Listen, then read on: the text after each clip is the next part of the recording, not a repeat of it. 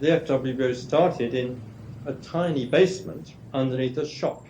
7 or 8 of us used to meet just once a week on a Thursday evening for meditation. Bante had been asked, what would you do if a hippie came into the centre?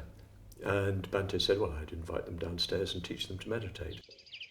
Bante and Mark arrived for 2 days, and Bante was just sitting there with his cup of tea. And I realised this was my teacher. And the only thing I remember of that conversation was me asking him if he was enlightened. I was very nervous. He seemed to think that was quite funny. And apparently just a couple of days before that he'd virtually died. And I was saying that I found it all a bit twee, really, apart from Bante's tapes. I could see Bante was watching me, as if he was sort of saying, oh yeah, this is somebody who can do something.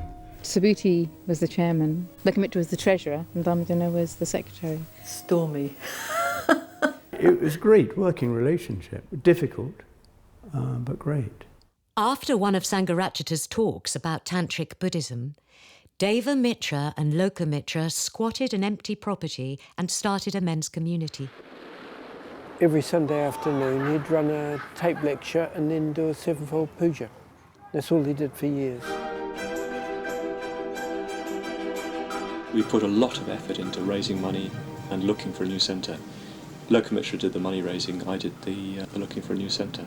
Apparently they worked it out on the back of a fag packet. And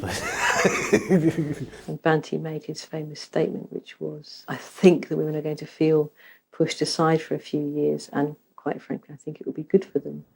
So it was a bit of a challenge, really. It was the opening of the Glasgow Centre, and it was a sevenfold puja.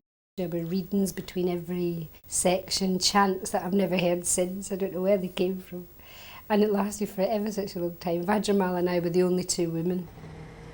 These days I find myself much more open to questioning my assumption at the time that Bante just did not understand what running a public centre was about. The spiritual community does not have to justify its existence to the world. It does not have to show that it brings about social and economic improvements, that it is helpful to the government or the administration. So we go out for walks, and there was an intimate aspect to the relationship. And also I'd drive him here and there. Banteंनी बुवा म्हणजे इतकं चांगलं बाबासाहेबांच्या जीवनाबद्दल कसं काय हे केलं. पहिल्यांदा असं वाटलं की आपण या चळवळीत टिकलं पाहिजे. He somehow picked up what was going on with me, because he's very, very acute. And he'd given me an answer of a sort, which sort of did satisfy me. It meant that he'd understood. I think they had an organ when they were in there. I think this must be regarded as an example of the sort of myths that do sometimes accumulate around my life.